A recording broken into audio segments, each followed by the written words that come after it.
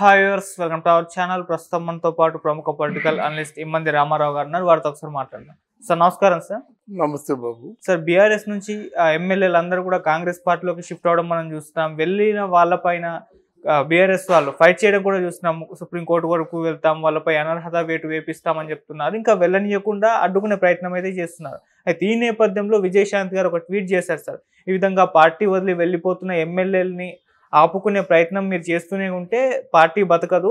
అసలు TRS party ఎందుకు ప్రారంభమైందో తెలుసుకుని ఆ చరిత్ర వైపు అడుగులు వేస్తే మాత్రమే మీ పార్టీ అనేది అంటే సర్వైవల్గా ఉండగలదు అని చెప్పేసి ఆమె ట్వీట్ చేశారు. సార్, మరి ఆమె ట్వీట్ని మీరు ఏ విధంగా చూస్తారు? అంటే మామూలుగా చూసుకుంటే విజయశాంతి గారు కాంగ్రెస్ పార్టీ సార్, మరి బీఆర్ఎస్కి మద్దతు తెలుపుతూ ట్వీట్ చేయడం అనేది కాస్త విచిత్రంగా అనిపించింది అందరికీ. మరి విజయశాంతి గారి ట్వీట్ పట్ల మీ అభిప్రాయం ఏంటి సార్? చాలా తెలివిగా ప్రశ్నించిందమ్మ. తర్వాత బాధ్యతగా ప్రశ్నించింది. మూడోది ఏమిటంటే, ఆ తెలంగాణ అనే పదం కేసీఆర్ కంటే ముందే తన గళ విప్పింది మాట. నా తెలంగాణ అనేది అమ్మ.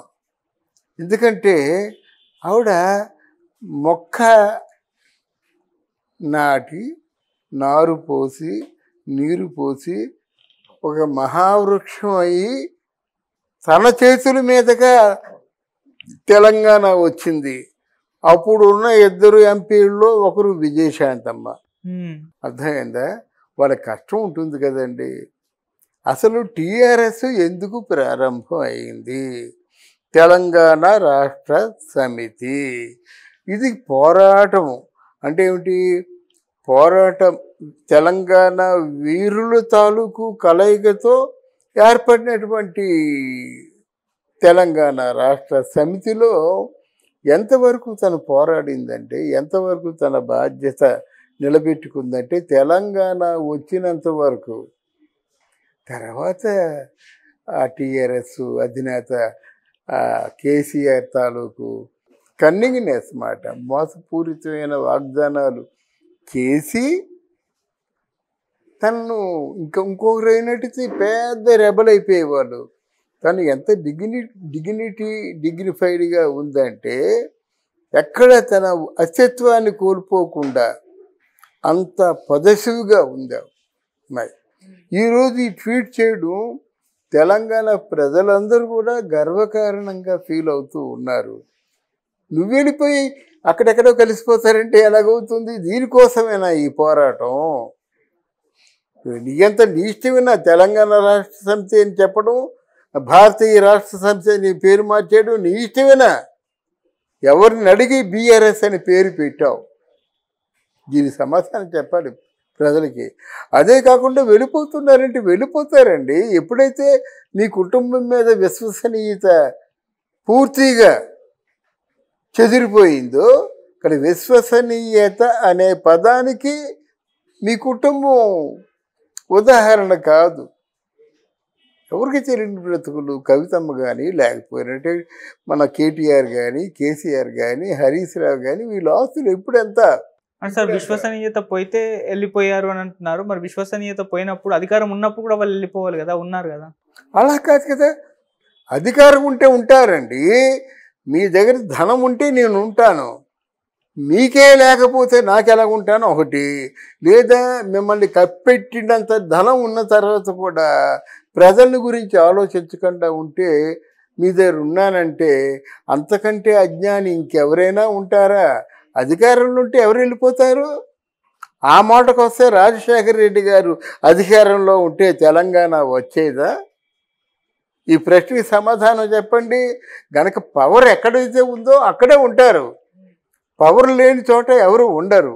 ఈరోజు విజయశాంతి గారు ఈ ప్రస్తావన చేశారంటే, ఇందా చెప్పాను కదా, ఆ మొక్కకి నారు నీరు పోసి ఎరువేసి దాదాపు మహావృక్షం చేసి తెలంగాణ రాష్ట్రం అనేది 29వ రాష్ట్రంగా అంటే పిలిచేంత వరకు ఆవిడ నిలబడింది. అక్కడ మహిళ. ఆవిడ్ని రాణి రుద్రమదేవి అనుకునేవాళ్ళమాట. ఆ పద్ధతుల్లో నిల్చుంది ఆవిడ. నిల్చోవడం ఆవిడ స్వభావం. మొండితనం అంటే పట్టిన పట్టు విడవకుండా సాధించడం ఆవిడ తాలూకు లక్ష్యం. అందువల్ల ఉంది ఆవిడ. మరి ఈ ట్వీట్కి సమాధానం చెప్పవలసిన బాధ్యత కేటీఆర్కో, కేసీఆర్కో, హరీష్ రావుకో ఎవరికో ఉంటుంది. వీళ్ళందరూ ఉంటారు కదా.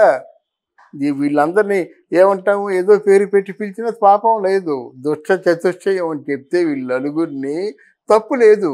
ఏ నలుగురు? కేసీఆర్, కేటీఆర్, హరీష్ రావు, కవిత. ఎన్ని వేల కోట్లు దోచుకున్నారండి. దేనికి మీరు సమాధానం చెప్తారు? నువ్వు ఒక్కడి నిలబడి భారతదేశంలో ఉన్న రాష్ట్రాలంతటికీ కూడా నేను ఫండింగ్ ఇస్తాను, నన్ను ప్రధానమంత్రిని చెయ్యండి అని పగటి కలలు కానీ ఆయన ప్రస్తావించారంటే వాళ్ళ సంపదని ఏమిటో వాళ్ళు నిర్ణయించుకోవచ్చు. కేసీఆర్ దగ్గర లీగల్ అడ్వైజర్స్ సైతం చెప్తున్నారు వాళ్ళు దోచుకుంది ఎంత, వాళ్ళు దాచుకుంది ఎంత, వాళ్ళు ఇక ఇతర దేశాలకు తరలించిందంత వాళ్ళు చెప్తున్నారు, మనం చెప్పడం కాదు. ఒకటి. రెండోది ఏమిటంటే, మీరు ప్రతి విషయంలో కూడా డ్యామేజ్ చేస్తూనే వెళ్ళారు.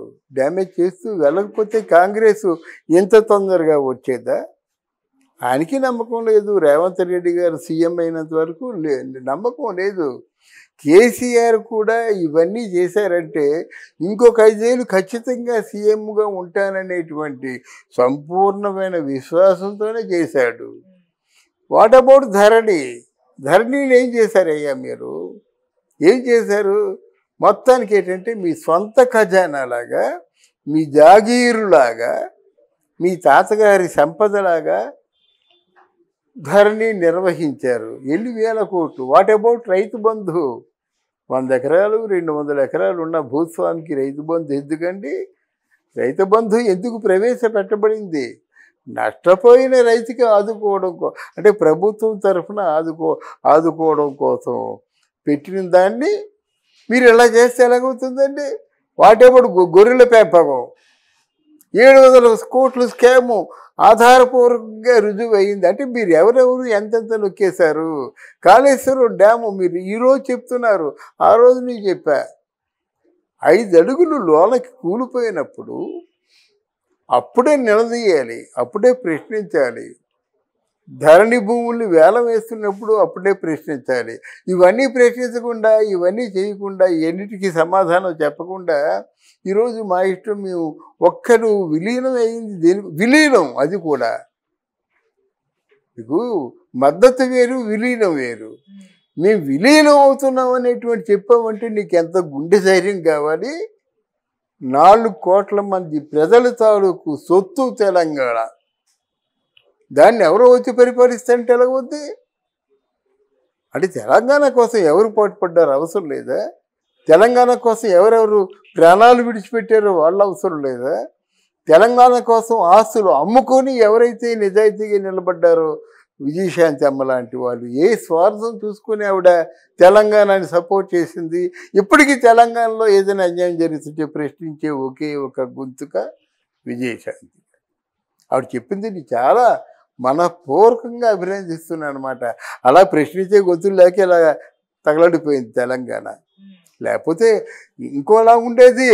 మాకు పరిశ్రమలు వస్తున్నాయంటే వద్దు, మాకు ఇంకా పరిశ్రమలు వద్దు, ఈ లోడు మేము తట్టుకోలేము అనేటువంటి విధంగా మాట్లాడే వాళ్ళు ఈరోజు అన్ని రాష్ట్రాల కంటే అధిక అంటే ధనంతో కూడుకున్న రాష్ట్రం మాదని గర్వంగా చెప్పుకునే వాళ్ళు ఈరోజు మాది పేద రాష్ట్రం అని చెప్పుకునే స్థాయికి వస్తే ఎవరు సిగ్గుపడాలి? రాజకీయ ప్రజలు ఏం చేశారండి? ప్రజలు ఏం చేయలేదు కదా.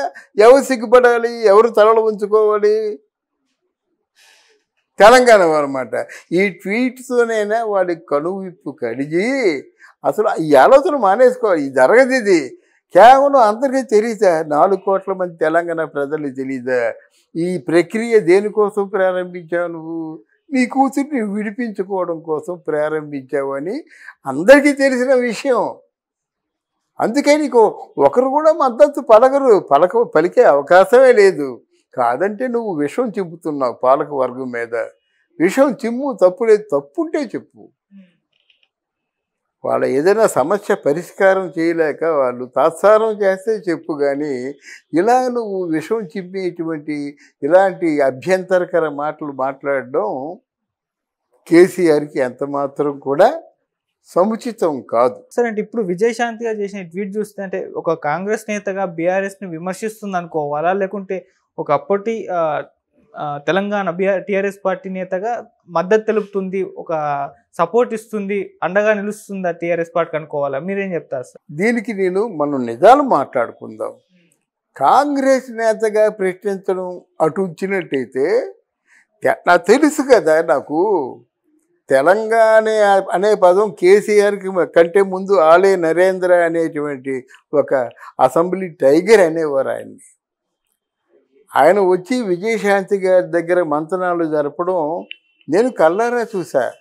అంతేకాకుండా ఎప్పటికీ కూడా తెలంగాణలో ఉన్నటువంటి ప్రాథమికంగా ఎవరైతే పోరాటంలో ఆర్థికంగా సహాయపడ్డారో వాళ్ళు కూడా విజయశాంతి గారి మీద ఉన్న విశ్వాసంతో కలవడం నేను చూసా. లేకపోతే నేను చెప్పను, మిగతా వాళ్ళలాగా ఊహాగానాలు ఫిక్షన్లు చెప్పను. అంటే స్టిల్ తన చేతుల మీదుగా పెరిగింది కదండి తెలంగాణ, అంతే కదా. అలాంటి తెలంగాణను తీసుకెళ్ళిపోయి ఎవరికో నేను పూర్తిగా అది దత్తత చూసారా, అది ఎలాగంటే తల్లి మనసు, తల్లి తెలంగాణ మనసు ఎలా ఉంటుంది అనేది మనం ఆలోచించుకోవాలి.